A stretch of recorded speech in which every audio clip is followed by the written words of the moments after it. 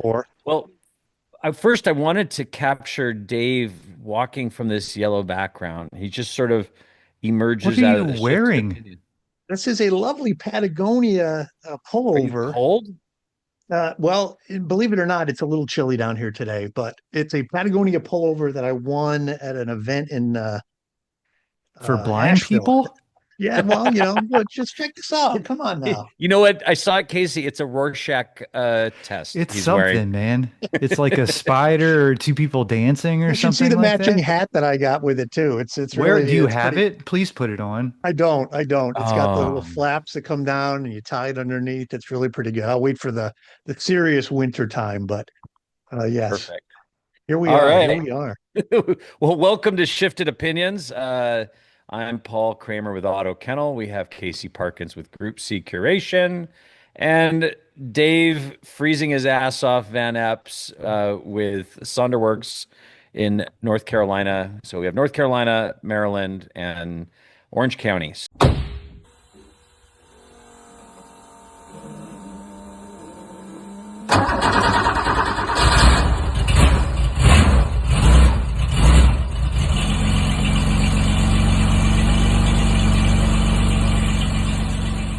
So welcome, guys.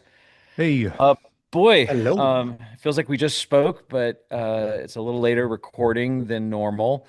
And I wanted to talk about kind of something that, was happened to me, which I will just give a little sneak peek. Not my Uh-huh. ideal position, which if you're not watching, it's me. It looks like I'm heavily vaping inside of a long hood 911. You're hot Um, boxing, Paul. I'm hotboxing. And so, and it kind of brought up this idea, which is, you've been in this, even if you're not in this business, we've been around cars our whole lives. And we've watched, from maybe family members having car mishaps to us dealing with it, whether it's on a drive. And this was, I think I've sold over 3,000 cars in 30 years or more. And I've test driven everything. And every time you think you've done everything, you experience everything, something new happens. So, yes, it sounds dramatic, but I was on a test drive and oh man. the car I was Fire, test driving fire. caught You on don't want to hear fire. that when you're talking 911s here, man. You do I not want to know. hear that. And it wasn't the normal place, which is old fuel lines that spray out fuel onto a hot heat exchanger and catch fire, which is why one of the first things you have to do when you're buying an old 911 is, if they haven't been done, replace the fuel lines. It's such a big deal. But anyway, so what happened was this customer had flown in from San Francisco to look at this car. It's a 71 T Targa. Super cool. Big build, but kind of a fun, not super high end car. Probably one of the lower value wise cars. I love the car. And personally, between us, I'm kind of thinking about keeping it. I Ooh. really, I don't, I we'll think talk it's more about great. it. I think it's great looking. And we'll get the license plate that says El Fuego. Yeah. Or You know, shit's hot. shit's hot. It's kind of like airlines. You fly the one that just crashed because statistically, what could go wrong, right? So you're saying this one won't burn again, is what you're going to say? At least for some time. So anyway, um, the guy flies down. It's late afternoon, like 5 p.m. We decided to go on a test drive. If you've been to our shop, I just get out of our shop and there's a little alley. I'm turning onto the street. I turn the turn signal on. As soon as I turn the turn signal on, it was like literally 200 Subaru owners got in my car and started vaping at the same time. It just, have you guys had a cockpit fire before? My 914 caught on fire the exact same way. Bunch Did of it? wires underneath the dashboard Yes. just lit up. Yep. Did it smoke like instantly, like Yep. fill the cabin? Not, I mean, flames were not pouring out of the steering wheel column, the steering column like yours, but yeah, it was not So good. that photo was not me with the fire extinguisher. That was the smoke coming out of it. Oh my gosh. So, so it was from the turn signal. So I turn it off. The guy is halfway rolling out of the car, and then he comes back and he goes, "Is it normal?" And I think he wasn't kidding. I think he was all serious, but I think it might have been the fumes. And so I turn the car off and it starts to kind of chill out and it's not smoking as much. I'm like, that's good. And I lean over and look underneath. If you're familiar with the 911, it's just Wires. spaghetti of wires. I mean, even factory cars, it was never a very clean area, just stuff taped together. God forbid you add 40 years of bad radio installation alarms and it just makes it a mess. This wasn't the case. So I'm looking under there. The wires look pretty good. And I catch underneath the steering column, there's a little hole under the plastic collar around the steering column. And I capture like a little light. It looked like a little tiny Italian restaurant light inside there. Like it was like mice were having like a party in there. And that's when it clicks. I go, oh shit, fire. And I go doing the paraplegic waddle down the alley, running 100 yards back to my shop to grab a fire extinguisher. I wish I should have brought one here. I have one. I've grabbed an Element fire extinguisher, which hopefully we're gonna get a discount code for listeners. I We're not sponsored by them yet, but I did talk to the owner, and I'm a huge fan of them. I've used them for 10 years. They look like a flare and they act like a flare. And I have every single one of my cars has one element in it. And if it's a car I take on rallies, I have two and an extra one in the trunk. And so I grab one out of my Tortuga. I'm running back. My neighbor Juan, who does upholstery, he's grabbed a fire extinguisher. He heard me yell fire. And I was like, Juan, don't launch that fire thing yet. Like that's our Don't fill backup. the entire interior with Yeah, foam, do not do it. please. And if you're familiar with Element, what's cool about them is they go a long time. This was a 55-second rated one, which it went all of 55 seconds, and it doesn't leave any residuals. So I get back to the car. So now, by the way, this fun little video, this is the customer filming this while I'm running to go get What the the fire what? extinguisher. Yes. Oh my gosh. So the customer's filming that, and then right there, he throws his phone down because he realized, oh shit, it's getting worse. So as I come back out of our garage into the alleyway, he's got like a denim shirt on. He's now taking his shirt off and he's beating the crap out of it, which I don't think is helping, but it's better than nothing. What are you going to do? I would have done that rather than filmed it. So, He could beat the fire with his phone. so I jump in there with the Element and I just sat like that, literally just squirting it right on the column. When it was done, it kind of looked like that, which is see the white stuff on the 8 o'clock position on the steering wheel. That's just residual from the Element thing. If I could roam around in my shop, it looks perfect now. Only thing that damaged was the plastic steering column collar melted. We got new ones of those. I think it was 150, 60, 70 bucks from Porsche. We redid all the wiring in that steering column. And then he checked it where it came out of the steering column. We checked everything. All the lights worked. But here's the best part. So the car catches on fire. We let it cool off. We disconnect the battery. Finally, put it back, start it, move it back to my shop. And he's like, "Can we still go for a test drive?" And at this point, I'm like, "What could happen?" I grabbed three Element fire extinguishers. We freaking go, and then, there's a part of you going like, "Hey, if it burns to the ground, maybe that's okay. Maybe it's just not meant to live any longer." So the test drive's awesome. We go for 40 minutes. I'm tired now. I want to go home. It's 6 o'clock, 6:30. That car just, when you drive enough cars, and certain cars for no good reason just drive frickin' bitchin'. And that Click. car has got like huevos. It is so much fun to drive that I think when you drive it, you are like full throttle, full brake all the time. You're going through What the year is that car, Paul? 71 T Targa. Sure. So the numbers matching. The guy For now. for now, no. So the guy just spent 75 grand doing the mechanicals. 75 grand. Certainly not the wiring. Yeah. Not the steering column. Well, a lot of the wiring was done. But when I drove it, you do a compression test on like a 22T, and they usually are like 140, 135, 140 compression. This compression test was 195 to 205. Ooh. Like, and I reached out to, I don't know if I have his keychain. Um, this is the guy who built it. He's in Anchorage, Alaska. I don't know if you could see it. Hold it in front of your face or your shirt. There you go. Culmination Motorsports. Cool. Here's his keychain. He's in Anchorage, Alaska. He works half the year on the pipeline. The other half of the year, he builds air-cooled motors for people who send them all over the world. And you know, when you've driven enough motors, you can just sort of tell who built a motor. And that car is so much fun to drive. So he has a great drive with the test drive. And he says, you know, I wasn't really keen on the color. And it's got kind of like not even US ride height. It's what I call Anchorage, Alaska ride height, which is about half an inch higher than US ride height because it's freaking Anchorage. He goes, you should see the driveways. They're all built for Raptors and F-150s and whatever. So anyway, so he's like, I'm really torn. I didn't like the red. I love the way it drives. I didn't like the fact that it caught on fire. He's in shell shock because he bought an Miata recently and it grenaded within the first 500 miles, like through rod, through engine case with no Mm. warning, like no check engine oil, no burning of oil smell, no smoking, no low oil, just you're driving happily and imagine the sound of an NA Miata throwing a rod through the case. Alarming. No So fun. even that, ultimately, his wife said, hell to the F no. Because she goes in the car, she's up in the Bay Area, they do like the Breakfast Club rally and stuff. And he's like, so that was the end of that. We went on our rally, came back, and the whole rally I've been thinking about, I love this car.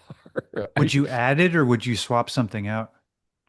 Well, I would ultimately need to sell something, and I would say the Isuzu is probably the closest to the chopping block.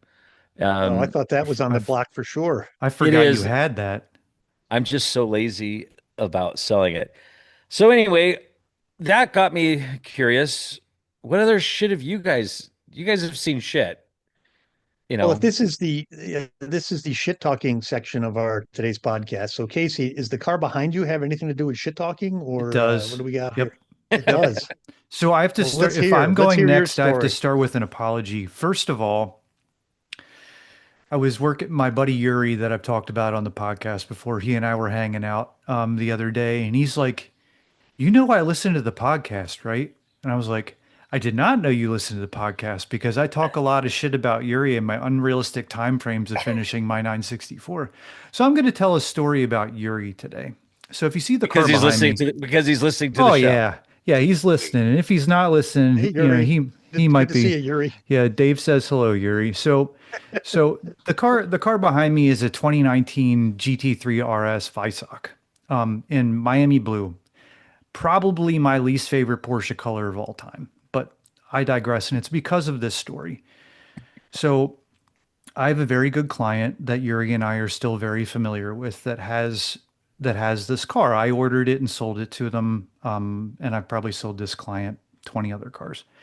So Yuri, it comes in for an oil change, and it comes in for something that had to do with tire pressure monitoring sensor update. So you perform the update, and of course, if you're familiar with modern Porsches, you got to drive them and drive them and drive them, so the pressure's set. Otherwise, it would just be set the oil, do a lap around the circle in front of the dealership, and call it. So he had to go for a drive. So he pulled out of the dealership, made a right. Always very respectful of driving. Even had another member of the Porsche team with him, and a baby deer ran out in front of the car and took out the driver's side headlight, which thankfully was a cheap one. That's an expensive one. And it right above the air intake on the driver's side of the car, it made a crack that was probably 3/4 of an inch long. Like Is unless that and it had the some deer is that hair the in it. is that the is that the carbon fiber No, piece? it's just the poly bumper. Okay. So I was talking about the deer. oh, the carbon fiber deer. Carbon Yes. fiber deer. So anyway, things happen. Not ideal. You know, this was a, what, I don't know, 230, $240,000 car at the time, maybe a little bit less than that. It comes back. And of course it becomes my problem because I have the relationship with the client. And it was a lot of back and forth and a lot of upsettedness. We ended up taking care of course, all the work to get it fixed. And the car was sold, and it's not a story. But that is my, and as far as there are stories that I cannot tell on this podcast, which we What's can the tell. statute? Oh. Wait, what's the statute of limitations? No, it will either make me sound like a horrible person, or I don't know, maybe it'll make people feel less of me, and I don't want to go down that route. I think I have a small amount of clout at this moment, but this specific moment was kind of wrapped around me having to talk to the client. But anyway, at the end of the day, it was Miami Blue car. Who cares? No offense to people with Miami Blue cars. Don't like Miami Blue. I'm actually getting ready to sell a GT3 RS in Miami Blue, which I'm not looking forward to. But if you're going to bid on a Bring a Trailer, it is a wonderful car. Why So don't you please like? bid Why don't you like Miami Yeah. Blue? because It's a of great this color. experience. Oh, just Um, that. Just that. This So it's experience, triggering. and Oh, it's it's dramatic. triggering. And there was we ordered a lot of cars in that color in period. 'Cause And it it's was just cheap. like, yeah, it's like that and chalk. Like Yeah. I could go for the rest of my life without seeing a chalk colored car again. Well, it wasn't. It was like it was an inexpensive way to get a color that was sort of Mexico blue without going paint to sample. So I Yep. think in the 191.2 era, wasn't that color like $1,000 or $2,000 I think it was a option? $3,000 option, But it if I'm wasn't the not mistaken. $15,000 paint to Yep. sample. And I think the only ones there was like the $1,000 ones were like GT silver, like couple silvers, and wasn't like red, white, and black were free, Yeah, I'm like trying to think. non-metallic red, white, and black. RSs were different, so it's hard for me to really place it because they did dumb stuff with RS cars. But I think I'm fairly confident that Miami Blue was the launch color for the car as well, or it Ooh. might have Oh, been. that would have made sense. Which Yeah. I mean, actually, it's I'm triggered by exposed carbon fiber Weissach edition. Which Dave, I've been thinking about you. I know. I've been thinking, why don't you wrap your hood in? It'd be easy in GT silver, like, and then you got Good. both the best of both worlds. So I here's one could. for you. This M3 that closed today on Bring a Trailer. Congratulations, by the way. Thank you. Awesome Yeah. number. It did Awesome it number. did more than fine, but everybody bitched at the fact that it had a sunroof and not a carbon fiber roof. And I was just like, just That was wanted to ordered. write, I just wanted to write so much. Carbon fiber is not cool. Please move along. Other Well, than if you're Dave and you have a car with a lot of carbon fiber on it. Fiber's really cool, Casey. Come on, but man. but the thing is, when people, and this is the third segment we're going to talk about, but when people bitch about, like, that's how the car was ordered. Like, we have an M491 turbo look cab, and everyone's like, oh man, if it was only a coupe. Well, if it was a coupe, it'd be 50% more expensive, and you'd be calling going, oh man, if it was only, half price. It's like, I don't know, in 88, this is what that guy wanted, and this is what they ordered, and believe it or not, these were more desirable back then than the coupes. But, And you guys probably say the same thing, but when I worked at the dealership, people would be like, "Oh, they come in with this big line of whatever." And I'm looking for my next daily driver, and I have the same issues. But I always said, well, we should call the used car factory and make sure that we can get you the right car. So anyway, I digress. I can't imagine his Casey line. being passive aggressive. I But can't Yuri, imagine. I appreciate you and the work that you are doing on the 964. Please keep up the good work. No idea if you're going to be listening to this anytime soon, but I appreciate you. And please Carry on. finish it. Thank you. Yes. Thank you. Thank you All so right, much, Dave, Yuri. your turn. So on that note, Dave, what shit has happened to you? Oh, Paul, I think this is going to be a wonderful recurring segment because I can tell you there's shit that happens here every week. Now, this one's one of those self-confessionals. Okay. So I know if anybody's been listening a little bit, they're familiar with me talking about this 1980 SC that I have, which I'm showing you a picture of right now. If you happen to be watching on YouTube, this is my rally car. This is the car I've probably done 25 rallies in this car and a bunch of other drives and weekend things and so on. But this is what we call Black Betty. It's basically a stock SC, other than that it has a custom roof style bumper on the front, like a yellow bird style bumper, which is purely fiberglass. And then there's got a custom rear bumper on it as well, which I can't really show you here in these pictures, but it's the standard impact bumper car, but it's kind of been tweaked And I like the way it was done. They kind of cut a notch into the, let me see if you can see that there. I will tell Cut a you, Dave, that notch. it has absolutely choice wheel fitment too. It looks good. These are Yeah. 17s on here too. But I digress. So I have driven this car on a bunch of different, Paul, don't give me the 17-inch you don't like it stuff. It's a No, lovely look on this car. It yeah, looks it good. was just a little You'll bile puke in coming. your mouth, Well, you actually. You can had a get little, you can get real tires for 17-inch wheels. That's the big You can thing. get well, great tires for 16 Oh, inch. stop. Just you keep okay. going, Dave. So Sorry. please, gentlemen, the this particular front bumper on this car, that is the third repaired bumper on this car. And I have had little skirmishes with this fiberglass bumper three previous occasions, of which two of them were not my fault. One of them, unfortunately, was. The one that was, I was coming up quickly behind a guy in a 993 as we were all getting scrambling to make a left-hand turn. It was December. I got a little bit of slippery, wet road, and I came up quick and I locked the brakes up on the car and it kind of slid into the back of this guy's car, cracked that bumper, cracked his rear bumper. We fixed all that for him. All was well. His bumper got upgraded. It was fine. I was obviously a little embarrassed by doing that. The second time was far more interesting. And I'm going to keep this picture up here just because it's so fascinating. Imagine me sitting in a parking lot at a rally, and it's before the event. Everyone is standing around wiping their cars and they're filling their tires with air, and all this great stuff is going on. And I'm going to join right in. So I reach in, I pop the deck lid up because I'm going to fire up the car to get my oil, and I've got to get the oil in there. And at the time, um, uh, this car would start in a second. I open the door, I go and grab the shift lever to make sure that it's in neutral, and I shake it back and forth. And I'm thinking, this is great. Yeah, car's in neutral, no problem. Well, guess what? Car wasn't in neutral. It was kind of a sloppy shifter. I go and touch the ignition. The car immediately fires. And now it's in gear. Thank God, in first gear, rushing across the parking lot with me being drugged behind it. I am literally like being drugged by this car, holding onto the door, trying to get the car to stop. I'm reaching in. At this point, everybody at the rally is looking at me. I'm moving across the parking lot at 5 miles an hour, heading directly for a freshly restored $500,000 plus I want to say it might have been a 73 RSR. I don't even know. It was amazing. I managed to grab the wheel just enough to pull the car and make it go enough left to miss smashing directly into the high dollar car. And instead, I bumped the front of an 87 red.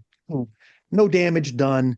My car made all kinds of noise because the bumper was already crushed. So it clutched again. No big deal. We get the car, and everything's good. I'm embarrassed. Ultimately, one bottle of bourbon later, I got a friend for life. They sent me their car, did a full interior. They're wonderful people. But That's she cheap looked over and marketing. went, It's yeah, it cheap was marketing. genius. All I have to do is I smash in. Okay, so there's time number two. wait, hold on a second. Yes, Casey brought up a point. The first time you got a customer and you upgraded his bumper, I I think had to pay for that though, Paul. That this wasn't is a good. I unique. paid for Well, his no, bumper. that's like client relation investment. Have they come back to you for Oh service yeah, on they're that great. car, They're wonderful. You probably Casey? know That them. This that's a is his write-off. marketing. The, That's a the, write-off. You can say like, that's like taking somebody to lunch. My okay, Market. accountant we're gonna Jack come would tell back me to that that's story fine. because I know Paul knows probably knows Carl and Kathy, um, who came to Hill Country. They come to Hill Country every year. Lovely couple. It's Carl and Kathy, and I think they drove their 912 at Hill Country this year. Cool. Okay, here's me last October. Boom! You see right there? See that cloud of dust Yeah, yeah. that you're seeing right there? That is me driving about 60 miles an hour. It's going to repeat a second. That's me driving about 60 miles an hour on pavement. And all of a sudden, we come up around this corner, and the road immediately shifts from pavement to complete gravel and dirt with no warning. So I'm going 65 miles an hour. the first thing that I'm thinking immediately, it's not, I'm thinking your first move is to take your foot off the accelerator, right? The minute I lifted my foot off the accelerator, the back end of the car just totally kicked out on me.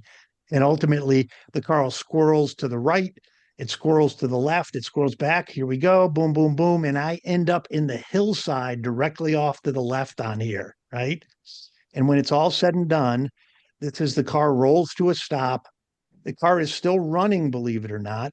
But now here's the front of my car. The And so poor, bumpers. I think you could PDR that shit. As oh long as yeah, you, as long as you know somebody has a good body shop, you'll be it good. came right out for sure. I think you could But just little fiberglass patches. I mean, I would say that's a 6 pack in 3 hours and two yeah, friends. well, two fenders, a bumper, a hood, Ooh. and about A six Celette thousand bench. dollars worth of frame straightening to pull the tub at the front out. Because when I ran into the hill, there was a giant boulder right there, and I smacked Uh, the front of the car. And so right now the car is being pieced back together. I'm somewhat hopeful. I think I'm stretching it to see if I can make the Ruckus Rally, Blue Ridge I don't Ruckus mean to Rally. laugh at your misfortune, but Casey, do you think this is the impetus of him owning a repair shop? Is this Could be. car? Could well, no. This came way after the repair shop ball, but both of my air-cooled rally cars right now are both out of commission, Oh. one with mechanical and now this one with a body. So What's wrong with the 964? it just I got a ABS is starting to go bad on it. So it's pumping fluid back Oh. uh coming Well, back up into the reservoir. So it I It's gotta got look at that, figure out what's up. ABS, acid reflux. Pretty that's what it much. was. Acid reflux. I have acid reflux on 17-inch wheels on G body cars. But anyway, to segue or just transition away from that, I've been recently on Hill Country Rally and many other rallies where myself, I didn't crash this last Hill Country, but there was an altercation. Everyone's fine. I've been on, I mean, Yep. Dave, you go on enough of these, you see shit happens. It either happens to you or happens to someone else. I Yep. know that feeling of embarrassment. So if you're listening or watching right now and you've had your moment, which if you haven't, you will, just know that it's not the end of the world. And everyone is sitting there and they're not, and you think they're looking at you, making you feel bad. They're only thinking one thing. Thank God that wasn't me. That's all Yep. they're thinking because they know that it could happen to anyone like that. So, Yep. um, Well, when this but happened, I called the rest. There was three other groups behind us, and I called the leaders of all those groups to make sure I warned them because this was going to eat a bunch of cars. This was the afternoon drive back to the hotel, and is everyone else all yeah, right? No one if else? the car had gone off to the right, it would have been a much worse situation because all along the right hand side of this road that I'm driving was a river, and if I had Yeah. gone off the right, I would have been down in the river, probably upside down or Yeah, You something. would have been, you lucked out. You yeah, you lucked lucked out. out. Otherwise, you'd have been Dave living in a Porsche down by the river. Yeah. Down in the Well, I river. still could be that anytime now, Paul. All right. Let's jump to questions. We had some really good questions, and the first one was very timely. It had to do with Magnus's recent RM auction that closed literally like within the hour of us recording this. We had Magnus on the show. All in all, very excited and happy. I think it looked like it did well. But Jesse underscore Los Angeles from Instagram said, so one day left on Magnus's auction. He asked it before the auction had ended.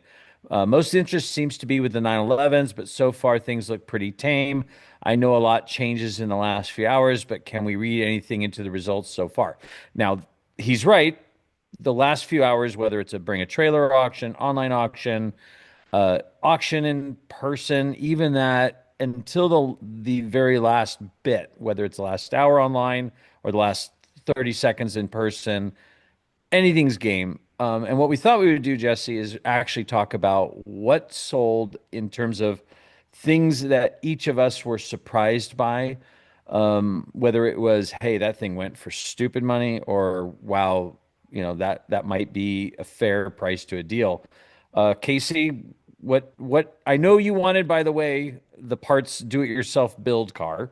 I think the one where it basically came with the IKEA hex screwdriver, and meatballs, and you just put it together on a weekend.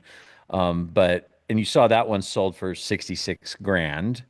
But is that what Jesus. you picked, or did you pick something else? So I thought the GT3 sold for a lot of money.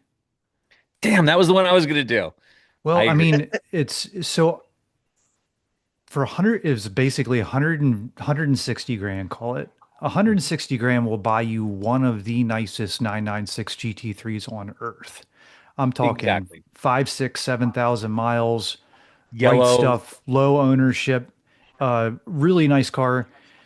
I think that that is the one that he won on the most. I would tell you that that was super strong. And I will also tell you something he sold for way too much money, unfortunately, was to me. I wanted this. I've wanted one of these since I What was is sold that? Porsches new. So if you bought a GT3 RS 4 liter, a 997, or when you ordered one, Porsche would send this to you as a gift. So that's a real Molly piston with a I don't know, Lucite or something or other rod that says GT3 RS 4.0 and the correct length for that stroker crankshaft that they put in those cars. And I always thought they were super cool. And I've only ever seen two come up for sale. And the one was on the white auction, which I was busy that day and didn't feel like burning up money. And today I said, you know what? It's going to be a good year for Group C. I'm going to buy something stupid. So please don't tell my wife. And Mike Bracken, thank you very much for bidding on this for me because I was trying to let my M3 auction wrap up while this was also wrapping up. But I don't even care about the rest of this stuff. It's got some, I don't even know what the other things are. But I wanted the thing that's right behind me, that RS 4.0, because I know I'll never be able to own the car and I've got a lot of positives and negatives with that car. But this is always something that I wanted. So, short story long. What did it sell for?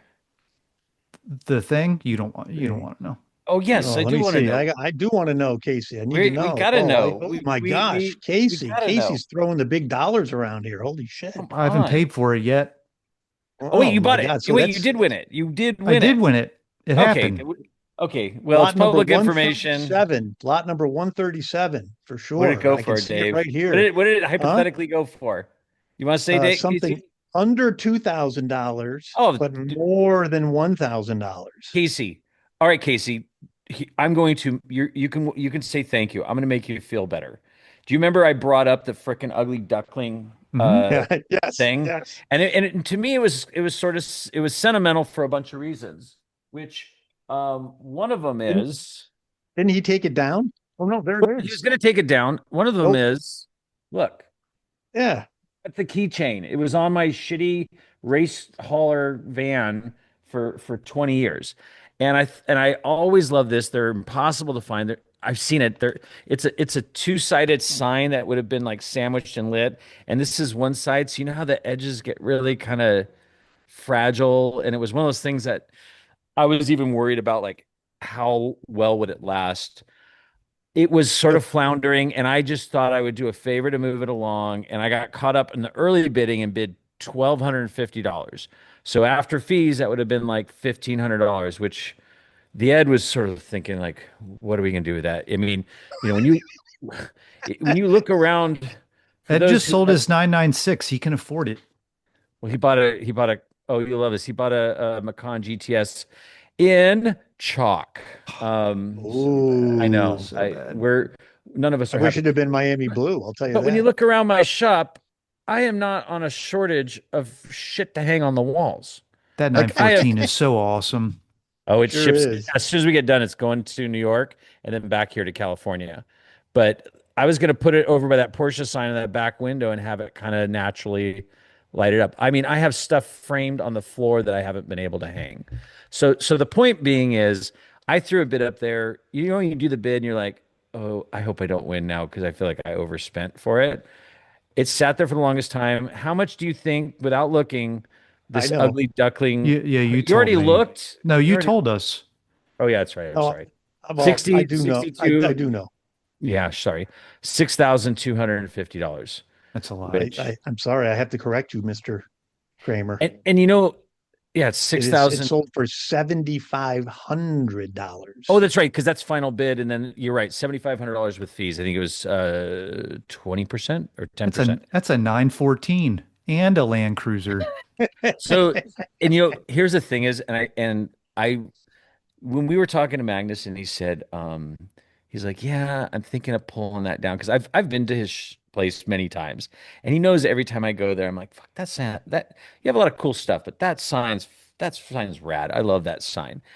When we were talking on that podcast, he says, I'm thinking of pulling it from the auction because he had that great story. There was a little part of me that thought I was waiting for that text. Hey, I pulled it because it's for you.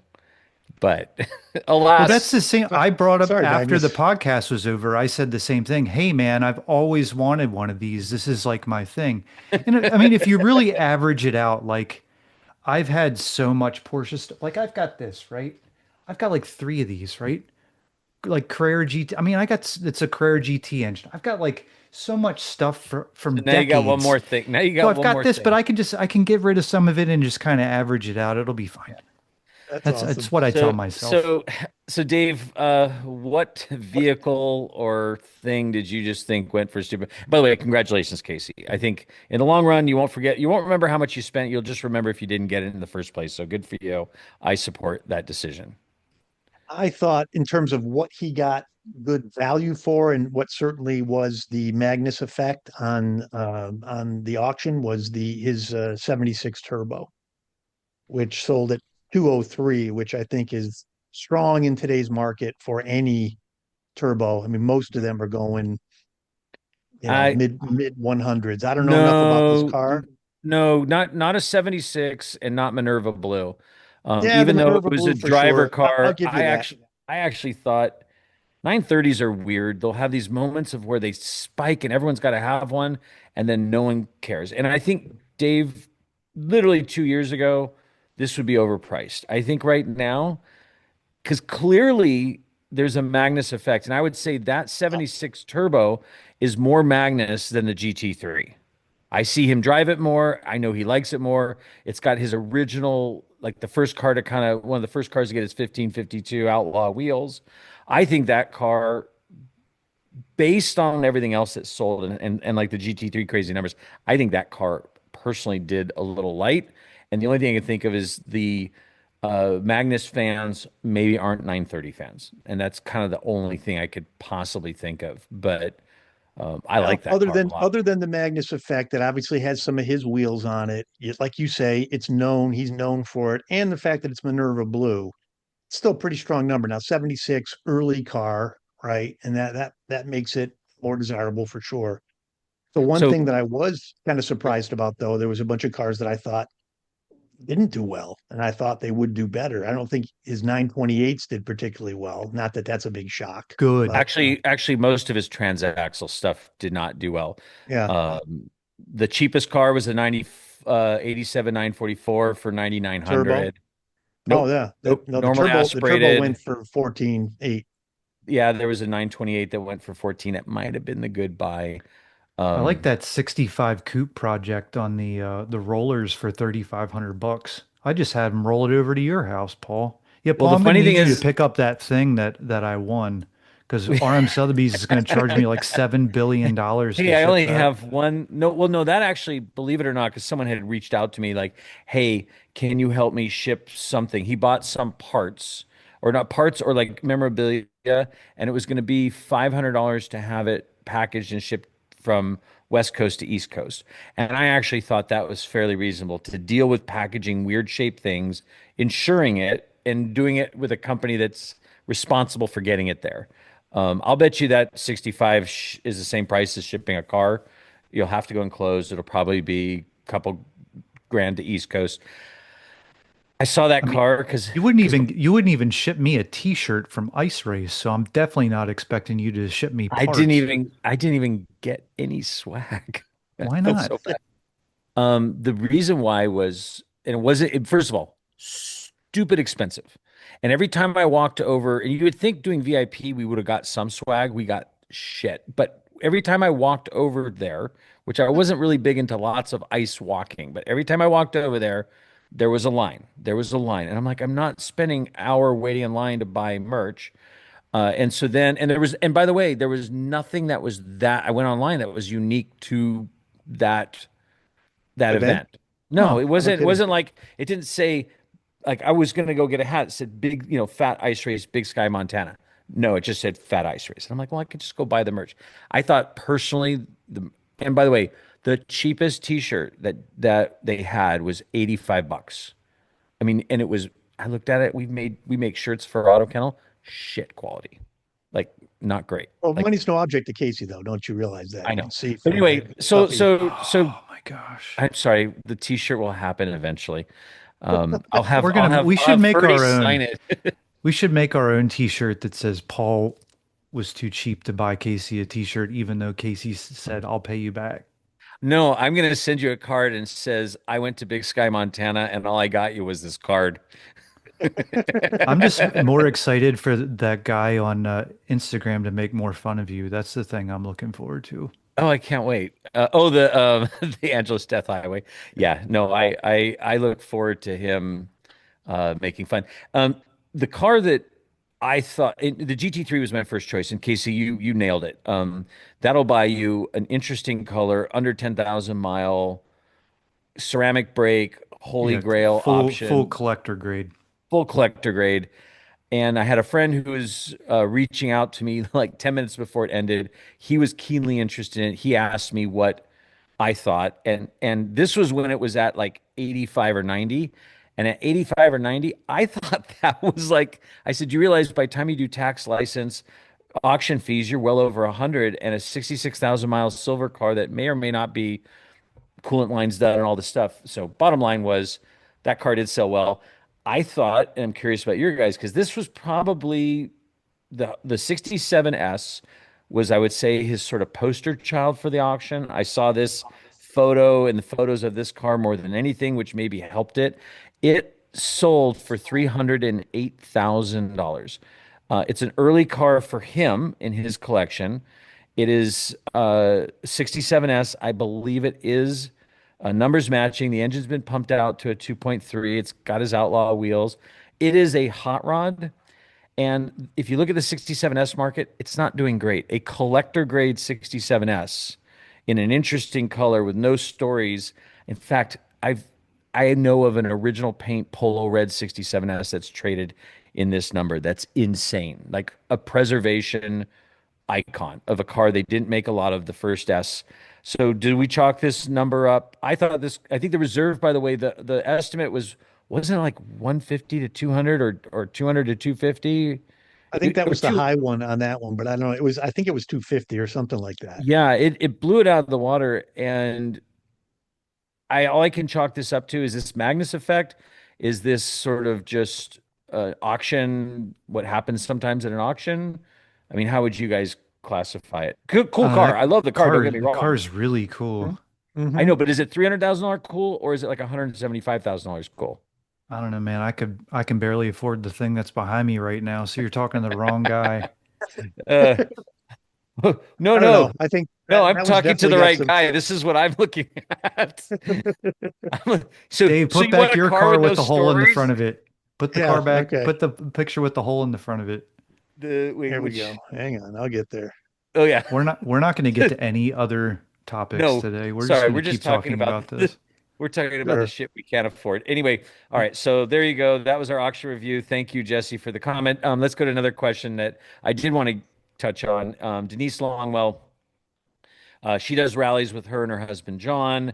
They have a 930. They also have a 60. They have a 769 911E. So I think this is a personal question because they're thinking about adding to their collection. They've been mostly BMW race people. She does race instruction stuff like that. So the question was, if you had about 100 grand plus or minus 10% to spend, would you buy a 996 GT3? Well, not a Magnus one, or a 2016 GT4. Use the assumption that you're already owner of owned air-cooled, water-cooled Porsches, looking for a fun canyon car, maybe some rallies, and a few track days a year. I'm biased. I have a GT3.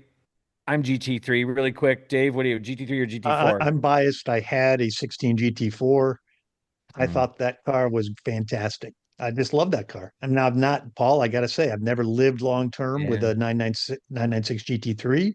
So I can't tell you how much more I would love it, but I will tell you, Actually, I think you would love a GT4 better, knowing you. yeah, well, I think it's I better. like I like the more modern interior, right? The GT3, excuse me, the GT3 is a little still, early Porsche primitive side to me, a little kind of, sketchy on the interior, the materials they used, a lot of plastic and so on. And I care a lot about that stuff. But even with the sport buckets, the fixed buckets on the 16, the GT4, I thought it was a great, I really thought it was a great car. And Casey. and as a balanced and everything else to drive, fantastic. So now don't Casey, forget, they have a 69 911E. They have a 930. They take those on events. They live in an area down in Southern California that has lots of twisty roads right out their door. They don't have to go do what I do and drive an hour and a half to get to a fun road. It's like out their driveway. Knowing that you have those two cars, would you add a GT? Now, this is getting out of our personal preference into what would actually they should have. And they both do racing and race instruction. And they're track people. So hmm, it's hard. So I think if they're looking for something that's different, I think the GT4 would probably be it because it's so much more usable than their other cars. The 16 GT4 is the best GT4. I think it's better than a GT4 RS. I It agree. has it feels deep down kind of like a 911R, like car special GT cars of that vintage, including the 16 GT3 RS are awesome cars. I would personally have a 996 GT3 because of how special it is and how that it's just so much more of an involving experience. But for them, I would probably recommend the GT4 just because if they do like rallies and going on rips, I think that it's a lot more usable compared to what they already have, which Yep. honestly probably has a little bit more sensification than a GT3.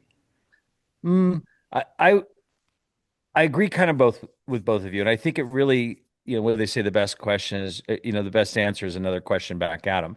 I think it depends on two things. Obviously, I'm biased to the 996 GT3. Driven plenty of GT4s. My problem with the GT4 is they're almost too good that you have to drive them at such a speed to really get the engagement. But like if you're going to go do a road trip, hell yeah, a GT4 with 18 ways is kind of hard to beat. The shifter, I mean, I was just at my GT3 is at the mechanic, and I'm trying to figure out how to make that clutch not like kill me. It's the freaking So hardest clutch. So I don't know if I think I talked to you guys about this on a prior thing that we did, but there's a company out of um there's a company out of uh Germany. I'll find the name of it, Paul, and send it to you, but they make a slave cylinder. And the transmission in your car, it's a version of a G50, so it It might well, it might that's be what we were somewhat asking about. similar. Well, like the 996 turbos, I always get this confused. They have a Yeah, slave cylinder and accumulator. they have that grenade accumulator thing, but This GT3s don't. But don't, yeah. this thing that I have for my 964 literally made the clutch feel like a 911 turbo. Oh, And really? it's milled out of this beautiful piece of CNC aluminum. It's anodized in red. I'll find the name of it. Actually, you guys talk. I'm gonna look in my email Yeah. real quick, So, I but mean, then I'll going bring just it up. just recapping back for Denise. Denise, the choice is the 996 GT3 is the most modern version of your old 69E. It drives like an RS. It lights your hair on fire. There is never a second that goes by that you don't know what the hell you're driving. And Dave's right. The interior is made by Play School. It's crayons and wishes and dreams and kind of shit. And you do everything to protect it. Full leather helps ish. Um, but center like, consoles get all scratched up but because they got that all soft of the touch wrap on inadequacies, them. all the Yes. inadequacies, it tram lines on the open freeway. I've kind of got it better, but it is nasty. But when you get it in the right environment, there's very little that's that exciting. And for a GT4, the GT4 is going to smooth out all the rough, uh, edges of the 996 GT3.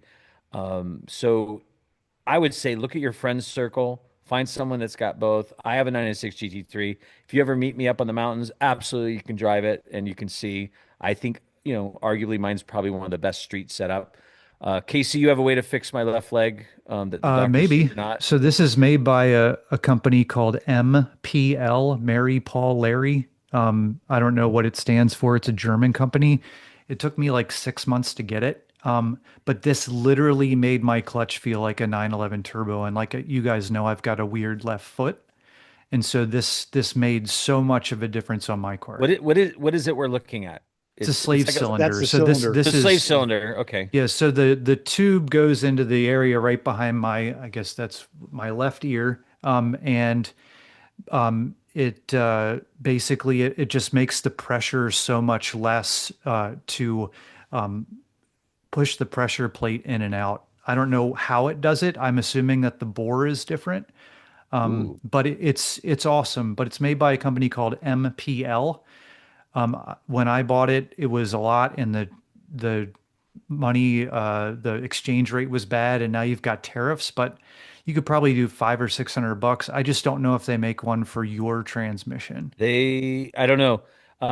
My transmission does have a slave cylinder, so Yeah, I mean it's a I G. just pulled up the link from Design 911. I'll have to dig around, but this I'm personally excited about because I don't know if my left leg will get better enough, but I've noticed that holy cow, that clutch is one of the toughest clutches. And I mean, we talked about like usability. So for their use case, like that is probably, I mean, if I'm driving it every once in a while, it's fine. But like 996 and 997 GT clutches are stiff. And so that's really something that you have to get your head around. Like it's like something that with a broken clutch. I mean, that's Yep. what it feels like. Paul, So do you happen guys, to remember? Do you happen to remember on any of the G50s? Do you know if G50 clutch pedals, and I should know the answer to this. I'm sorry I yeah. don't, have a helper spring on them Uh, on the clutch Yeah. pedal and I just don't know the answer. And maybe I I you don't don't don't, either. know. I do know that. mine doesn't. I know Okay, that. so then if Casey's doesn't, then it doesn't. My 996 GT3 has a helper spring. We just replaced that as kind of the low-hanging fruit, easy thing. Maybe that'll help. I do like your idea, Casey, because the next thought was, as I've done research, and certainly my mechanic pointed this out, the pressure plates on those cars when they start to go, which often the clutch doesn't wear out, the pressure plate apparently and the throwout bearing wear out on those first. This could be a sign of car's got 60,000 miles. Hey, it's a GT3 with 60,000 miles. It's got to be worth like 180 then, right? Yeah, so the other thing that you should look at is I did a whole bunch of diligence on this with my car, Paul, but there's this rod that goes that the clutch fork rides on. That is what the slave cylinder pushes on. Those traditionally have needle bearings in either end of them. Dave is probably familiar with this, but if those needle bearings fall out or get gummed up, or that's when was the last time you had a clutch done? On this car, I'm guessing Yeah, it's the original clutch. it might be a good way to start. And also, there are like these sintered brass bearings that you can get as well.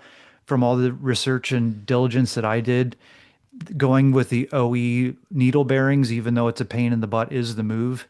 But yeah, I'd certainly look at it. I know that we talked about my clutch woes for a long time before, and today's not the day to talk about it. But I believe there are ways to lessen it, but it will not be like a turbo unless you change something out like a Yep. significantly different pressure plate or like this slave cylinder thing that I mentioned. Yep. And we're not there yet, but the slave cylinder idea, that looks like low-hanging fruit. If I can do that for 500 bucks and it works better, then great, because I don't really want to do a clutch job right now, which is probably if I have to do the flywheel also, it could be 4 to 5 grand, I'm guessing. Am I I wrong, doubt you Dave? have to do the Yep, flywheel. no, that's right there. Probably Where's the more. clutch take up? Clutch engage is fine. Well, Totally then fine. you're probably fine because it's not self-adjusting. So the problem you can probably get away with the slave cylinder out if it That's what I'm works hoping and for. they make it. All right, so guys, up to you. I have time. We have a couple really good questions that we Yep. can postpone, or we can answer those questions. Do you still want to talk about my new missile lock rant section, or save that for another Let's time? save it for next time and knock out the Okay. questions. All right. Well, instead of talking about shit that happened to us, we'll just talk about next time about shit that we don't like when it happens to us. All right. We'll Yes, figure out I a do better. like this potential segment, Paul. That's a great Yes, we'll segment. figure out what it is. All right, so let's go really quick to the questions, especially since we were talking about the 944. Magnus sold. It was 87,944 for 9,900, cheapest car he sold. I think it probably sold for what it was worth. Joshy Peralt asked us why Turbo 944 over NA 944. My quick answer is what you can afford. And that's it. Otherwise, if you can afford it, get the Turbo. If you can really afford it, get the Turbo S or an 89. I don't know. Your guys' thoughts? Same. I Yeah, mean, I mean, 944 is a fun little car to throw around, but it's by and It's large kind of underpowered. gutless. A regular NA is and not a great car until you get into the later years. Yeah, Um, and that 2.5 normally aspirated motor isn't anything to. I mean, if you really want to do a project, I've always thought, and I know Lane at DWA talked about this, you take a 944 and you put an Audi 5-cylinder in it, and there you've got something kind of interesting if you want non-turbo, but even that would be better as a turbo. So the answer is, if you really want, it's on a budget, and if you are in a budget, let me just say this: the pro tip thing, don't if buy you're on a one. pro tip, don't buy one. buy one. No, no. If you're a handy and you like to tinker, they are kind of fun. I don't like to tinker, but so I've heard and read about. But the thing is, if you really are getting a 944 on a budget, you don't get a 944. You get an 87 924S. That's the cheat code card. It's the 944 everything in a narrow light body, and that's the if you're going non turbo, the only way to make that thing hopefully not pathetically slow is by make it handle really well and make it really light. So there's that part of your question. And you also asked about if someone had a clapped out 3.2, wouldn't it be cooler and cheaper to go with a club sport style balanced and blueprinted 3.2 instead of a 3.2 short stroke? Now, real quick, Joshy, people think a 3.2 short stroke is a totally different engine. That's starting with a 3-liter SC motor and bumping it to 3.2. If you've already got the 3.2, now you have an SC, so yes, you can make it a 3.2 and the engine's a short stroke by nature, and you can make it a fun revving motor. You cannot make it a club sport motor. You have to start with a 3.2. I personally, that's the motor I really love. And if my green car, when it's time to rebuild the motor, I would really look into building a 3.2 club sport style motor, not go 3.4 displacement. But my guess is that motor might be really expensive to build a blueprint balanced 3.2 with like all the cool stuff inside to make it light and revvy, titanium this and that. I don't know. Dave, mhm. you build these. What do you Oh think? yeah, yeah, yeah, yeah. I mean, it'll cost as I've said several times, horsepower on 911s is very expensive, per horse. So if it's me, I'm probably doing the 3.2 short stroke, Out of and it, if and he's that's already got still an not going to SC. be yeah, that's still not going to be necessarily cheap, but that would be Okay. my play, and I'm So, probably going so to do let one me of ask those you on this. one of these Let me cars. ask you this, Dave. Let's say you have a 3-liter. It's tired. It's time to rebuild it. Hmm. You don't want to spend a fortune. You're not really looking for horsepower. You're looking for maybe longevity, reliability. He does long rallies, but something that's maybe a little more fun, like a little more zippy. What would Well, well, yeah, Casey's probably right. Shorten gears, right, Casey? Yeah, so Short I was gears. without so shout out to our buddy Trevor at Pari Pari. This week's episode was might be my favorite episode of that ever.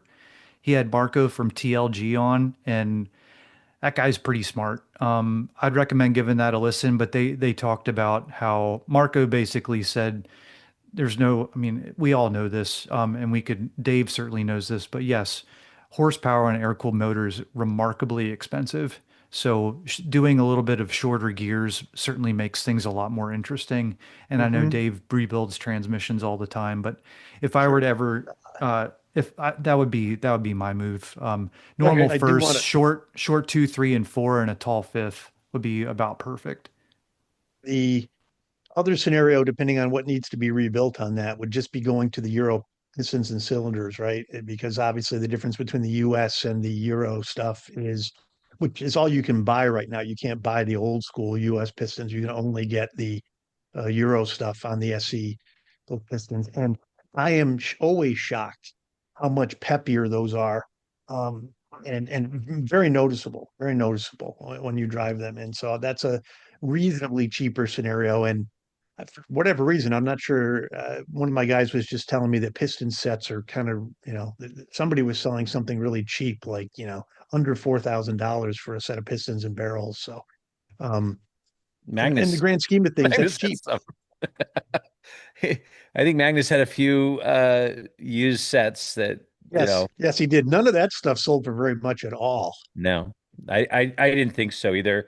I think if someone knew what they were, could go down and look at the parts. All right, so there we go. There's our answer on the 3-2. Shifter.gated on Instagram. He asked us about something that's been in all the automotive news lately. It was the 992 GT3 comps manipulation that had gained traction on Renlist. For those who didn't, many podcasts have talked about it, but from my understanding, the gist of it was a shell game that I don't know if it was illegal. Someone might say it's price fixing. That would be the illegal part of it. Ethical, moral, probably not. But basically, a Porsche dealer was taking an allocation of a new GT3, and instead of marking it up, it was basically transacting through another dealer, but sold, and I don't know how they got out of the sales tax, but sold to that dealer. That dealer, but not the dealer, the principal of the dealer. So it was like a private party because Porsche can't sell to the dealer. And then that dealer would then run it through someone else at an auction.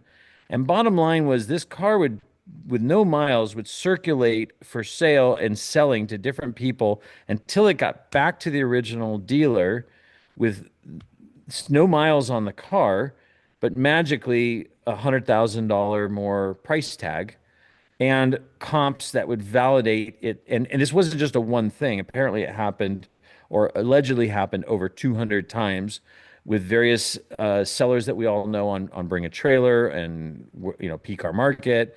Kind of what do they call them? The Not local not Group partners. C curation. Not Yes. Group C curation. He worked for Porsche. He will have none of that. And in the end, Casey, you have a little background on this. Like, what would Porsche AG, the factory, or Porsche Cars North America, what would they say to the dealer that started this and benefited from it, and everyone making a little money along the way? So if you if in my experience being a couple of years ago, if you let's skip this shell game, and if let's just say you sold a car for over MSRP, and Porsche knows how much you sell cars for, and they don't like it when you sell cars for over MSRP, and what they will eventually do is part of your allocation comes from the pool, meaning that the managers would get X amount of cars and they would dole them out to dealerships that were doing a good job based on certain KPIs. That would be pulled back. That's pretty much the only way that they can control it.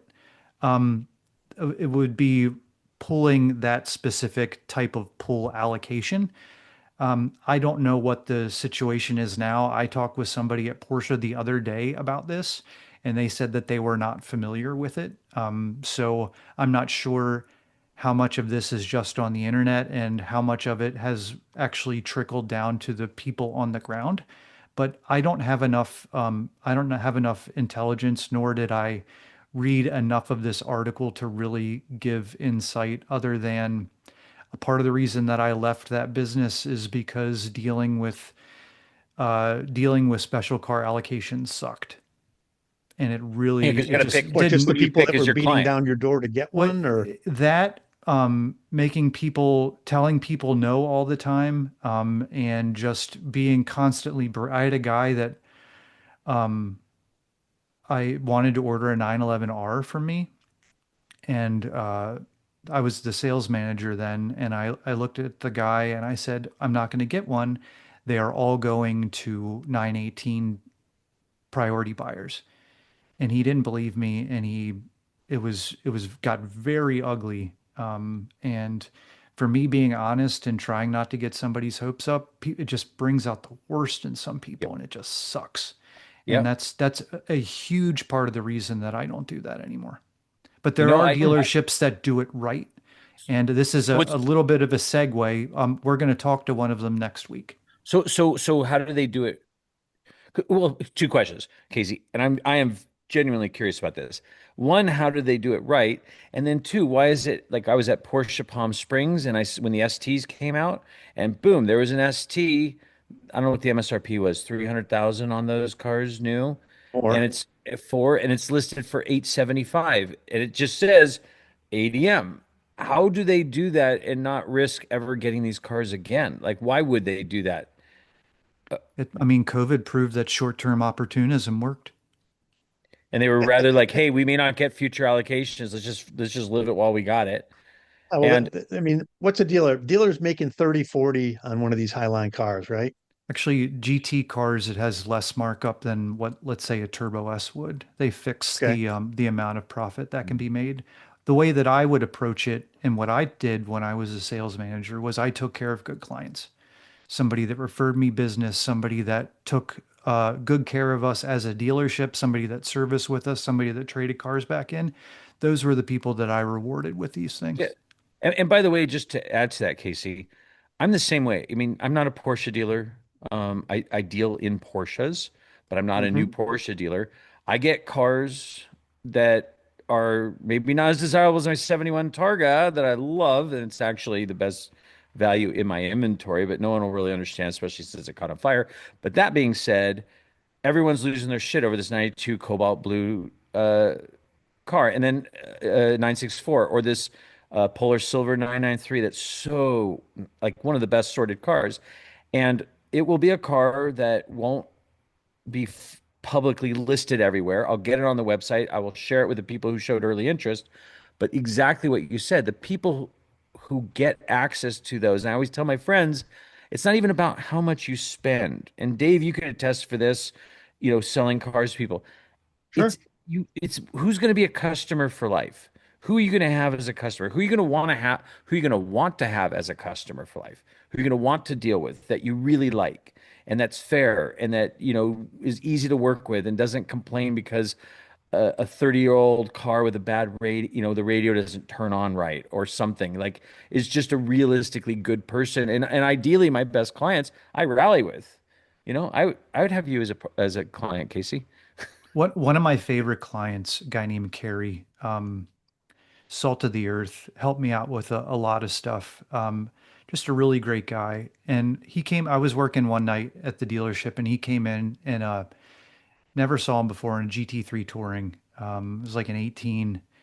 It was GT Silver's pretty car. Guy came in, just started talking to me. I'd never done business with him before. He didn't have kind of that relationship, but he came in and he said, I'd like to order a GT3. And I was like, oh boy, this is Here we tough. go. So, but I worked with him.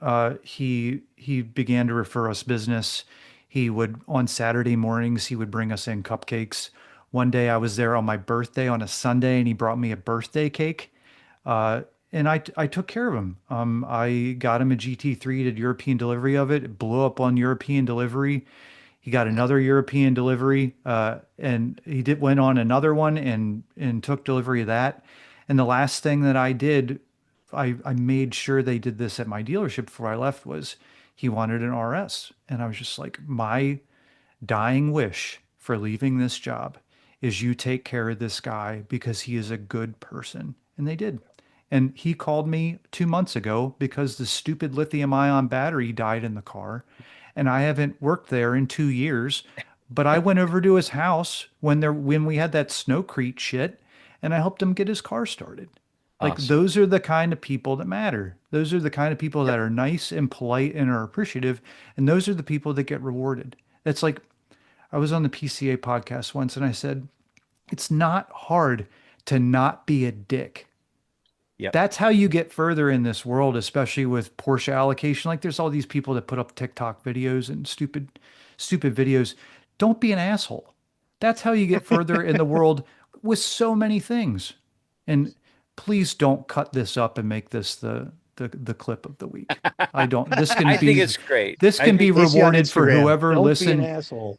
They can Yes. Whoever listens this far in the podcast can be yeah. rewarded for it. I think it's a good way to end. We have a great new segment coming up. Stay tuned next week. It's called Missile Lock segment, which is just basically a way for us to press the button and nuke anyone that drives us nuts. And we And that, seem that to would have be, a and lot of, we do have a special guest on next week, Shannon Harper, who is yes. the owner of Harper Porsche, who is a dealership that does it right. And they're giving me a wonderful opportunity that I don't want to talk about right now, but we'll talk about it next Yeah. week. But I'm And really excited to talk about that in their programs. no, I'm excited Great. too to talk to them and like Casey said, don't be a dick. Words to Words live to live by. by. Yep. All right, All right, guys. everybody. That was Have a a good fun one. one. Thank you, everybody. Yep.